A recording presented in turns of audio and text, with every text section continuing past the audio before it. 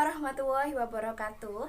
Halo, saya Erva Nurasiana, NIM 2019 010057, kelas 2B, program studi S1 Keperawatan, mahasiswi Psikes Bina Sehat PPNI Mojokerto. Nah, kali ini saya akan meroleplaykan tentang standar pelaksanaan tindakan keperawatan pada pasien dengan diagnosa ansietas atau kecemasan pada pertemuan ke-11, yaitu SP4 keluarga. Nah, pada SP4 keluarga ini, kondisi keluarga pasien yaitu masih belum mengetahui terkait cara pemberian obat dan juga kegunaannya untuk pasien dengan ansietas. Nah, maka dari itu, tindakan keperawatan yang dilakukan yaitu yang pertama, bina hubungan saling percaya dengan keluarga pasien dengan cara mengucapkan salam terapeutik dan menjelaskan tujuan interaksi serta membuat kontrak waktu dan juga tempat. Yang kedua yaitu menjelaskan atau mengedukasi keluarga pasien terkait cara pemberian obat dan juga kegunaannya untuk pasien dengan ansietas. Yang ketiga yaitu evaluasi kemampuan keluarga. Dan yang keempat yaitu rencana tindak lanjut keluarga dengan memberikan motivasi dan juga reinforcement positif untuk keluarga agar tetap semangat untuk merawat pasien.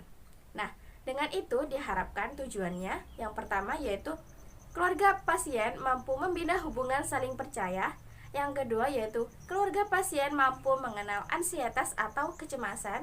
Yang ketiga, keluarga pasien paham terkait cara pemberian obat dan juga kegunaannya untuk pasien dengan ansietas. Dan yang keempat yaitu keluarga pasien paham terkait rencana tindak lanjut selanjutnya. Nah, seperti apa? Selamat menyaksikan.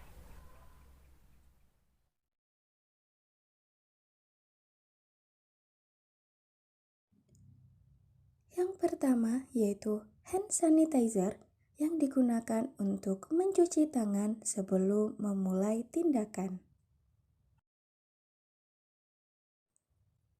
Yang kedua yaitu obat-obatan yang akan diedukasikan pada keluarga pasien. Yang ketiga yaitu notes dan ballpoint untuk mencatat evaluasi keluarga pasien ataupun hal-hal penting yang perlu didokumentasikan.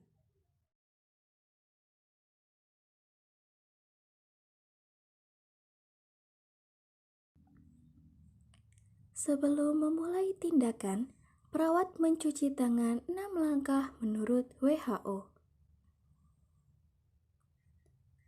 Perawat mempersiapkan diri untuk bertemu dengan keluarga pasien dan mempersiapkan terkait obat-obatan yang akan diedukasikan serta hal-hal yang perlu ditanyakan pada keluarga pasien.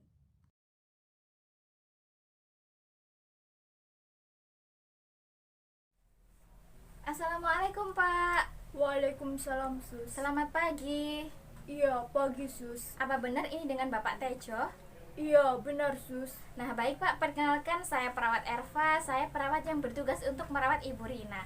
Nah Pak, hari ini saya akan memberikan edukasi kepada Bapak terkait pemberian obat dan juga kegunaannya untuk pasien dengan ansietas atau kecemasan. Nah, apakah Bapak bersedia? Iya, saya bersedia.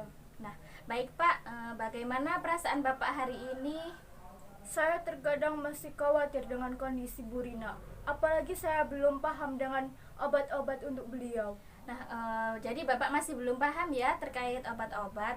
Nah, kalau begitu bagaimana kalau hari ini kita berbincang terkait obat-obat untuk Bu Rina dan juga kegunaannya? Iya, boleh, Sus. Nah Pak, Bapak kemarin kan sudah diajarkan terkait penanganan pertama apabila pasien kambuh dan juga hal-hal yang perlu dihindari pada pasien dengan ansietas.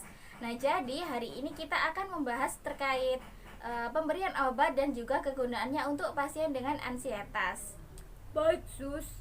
Nah, Bapak maunya di mana? Apakah di sini ataukah kita ke taman, Pak?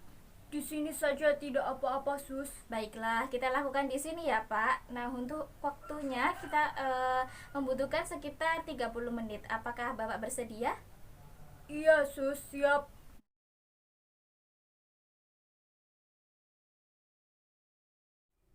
Nah, baik Pak, hari ini saya akan menjelaskan mengenai beberapa jenis obat yang termasuk dalam golongan anti ansietas. Nah, anti ansietas ini hanya boleh digunakan sesuai dengan resep dokter ya, Pak. Iya, Sus. Nah, untuk obat yang pertama yaitu antikonvulsan atau anti kejang. Nah, diantaranya obatnya yaitu ada ini, carbamazepin. Nah, ini dosisnya 100 sampai 200 mg dikonsumsi 1 sampai 2 kali sehari. Kemudian yang kedua yaitu ada lamotrigin. Nah, ini dosisnya 25 mg dikonsumsinya 1 kali sehari. Kemudian selanjutnya yaitu ada obat asam valproat. Nah, ini dosisnya 750 mg per hari dikonsumsinya 2 kali sehari. Nah, obat ini selain memiliki efek menghambat aktivitas kelistrikan di otak, nah obat dalam golongan jenis ini juga berfungsi untuk menstabilkan suasana hati. Nah, itu untuk obat yang pertama ya, Pak. Apakah Bapak sudah paham? Oh, jadi begitu ya, Sus. Iya, saya paham. Baik, saya lanjutkan ya, Pak. Iya, Sus. Nah, Pak, untuk obat jenis yang kedua yaitu barbiturat. Di antaranya adalah phenobarbital. Nah, ini dosisnya 30 sampai 120 mg. Nah, ini dikonsumsinya 2 sampai 3 kali sehari. Nah, obat ini berguna untuk mengatasi insomnia berat, kemudian merilekskan otot, kemudian menurunkan detak jantung, kecepatan pernafasan dan juga tekanan darah ya, Pak. Nah, Pak, untuk obat yang ketiga yaitu benzodiazepin. Nah, diantaranya yaitu ada diazepam. Nah, ini dosisnya 2 sampai 10 mg per hari ya, Pak. Dikonsumsinya 2 sampai 4 kali sehari. Kemudian selanjutnya ada chlordiazepoxid. Nah, ini dikonsumsinya 1 sampai 2 tablet 3 sampai 4 kali sehari. Nah, selanjutnya yaitu ada clonazepam. Nah, ini dosisnya 1 mg dikonsumsinya 1 kali sehari. Kemudian juga ada alprazolam. Nah, ini dikonsumsinya 3 kali sehari. Nah, ini dosisnya 0,25 sampai 0,5 mg. Kemudian selanjutnya yaitu ada estazolam. Nah, ini dosisnya 1 sampai 2 mg dikonsumsinya 1 kali ya, Pak, sebelum tidur. Kemudian ada lorazepam. Nah, ini dosisnya 1 sampai 4 mg per hari dikonsumsinya 1 sampai 2 kali sehari. Kemudian yang terakhir yaitu ada clobazam. Nah, ini dikonsumsinya dosisnya 20 sampai 30 mg. Nah, Pak, obat ini berfungsi untuk mengatasi insomnia berat yang mengganggu kehidupan sehari-hari, kemudian merilekskan otot dan juga mengatasi kecemasan parah. Nah, untuk pasien ansietas. Nah, Pak, untuk obat yang keempat yaitu antidepresan. Nah, untuk jenis antidepresan yang bisa digunakan antara lain ada SSRI atau selective serotonin reuptake inhibitor. Kemudian ada juga SNRIs atau serotonin norepinephrine reuptake inhibitors. Dan kemudian yang ketiga yaitu ada antidepresan trisiklik.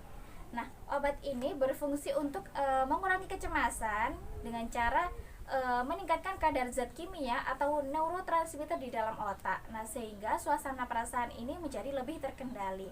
Nah, untuk yang terakhir jangan lupa ya, Pak, untuk obat antasida dan juga paracetamol. Nah, ini berfungsi untuk mengurangi rasa nyeri dan juga mual ya, Pak. Iya, Sus. Nah, sampai di sini apakah Bapak sudah paham ataukah ada yang ingin ditanyakan, Pak? Untuk efek sampingnya bagaimana ya, Sus? Nah, untuk efek samping yang ditimbulkan setelah mengonsumsi obat anti ansietas antara yaitu ada kantuk, kebingungan, sakit kepala, penglihatan buram, kemudian diare, sakit perut, mual ataupun sembelit, kemudian ada penurunan tekanan darah dan juga jantung berdebar.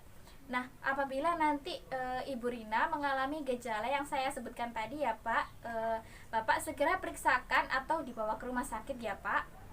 Oh, jadi begitu ya, Sus. Baiklah, saya sudah paham. Nah, baik, jadi Bapak sudah paham ya, Pak? Iya, Sus.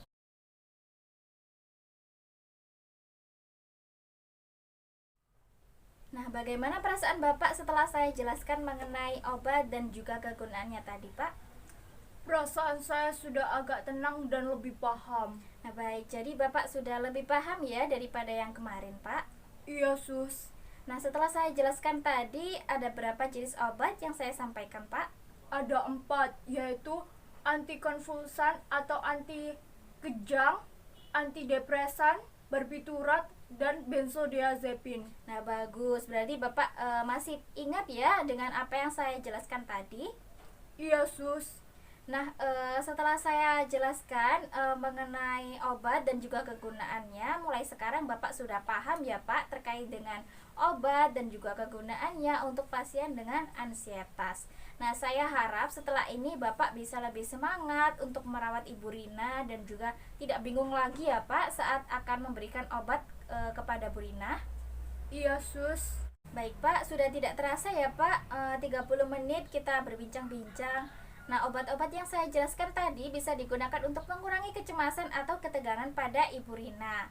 Nah, untuk pertemuan selanjutnya, saya akan memberikan motivasi dan juga reinforcement positif untuk Bapak agar Bapak bisa lebih semangat lagi ya Pak dalam merawat Ibu Rina. Baik, Sus. Nah, jadi Bapak setuju ya Pak? Setuju, Sus. Nah, untuk besok saya akan kesini sekitar pukul 8 pagi ya Pak. Nah, besok saya akan memberikan motivasi dan juga reinforcement positif untuk Bapak. Nah, besok kita akan membahasnya sekitar 20 menit. Nah, apakah Bapak bersedia? Iya, Sus. Nah, untuk tempatnya kita lakukan di sini ya Pak. Bagaimana menurut Bapak? Ataukah kita lakukan di taman ataukah di tempat lain Pak? Di sini saja, tidak apa-apa. Nah, baiklah, kita lakukan di sini ya Pak besok. Kemudian apakah ada yang ditanyakan lagi Pak? Tidak, Sus. Nah, sudah paham ya Pak.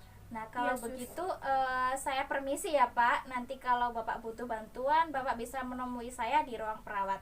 Kalau begitu saya permisi ya Pak. Mari, assalamualaikum. Waalaikumsalam. Terima kasih, Sus. Iya Pak, sama-sama. Nah, itulah roleplay dari saya. Kurang lebihnya saya mohon maaf. Terima kasih. Wassalamualaikum warahmatullahi wabarakatuh.